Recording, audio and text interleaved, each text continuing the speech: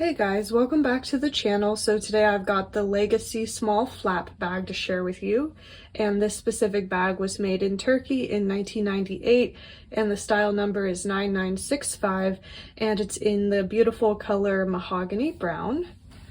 So it's a little bit of a smaller size bag, I would say, and it does come with an adjustable strap here, and this is what it looks like a little bit closer up.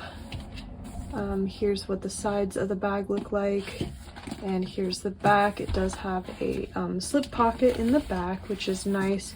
You could probably stick a phone in there if you like.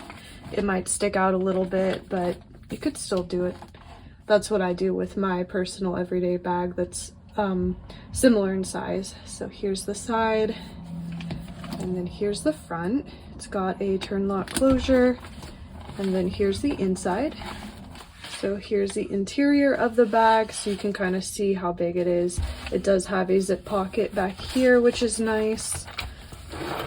And then there's the creed down there. I'll insert a photo now so you can see it better on camera.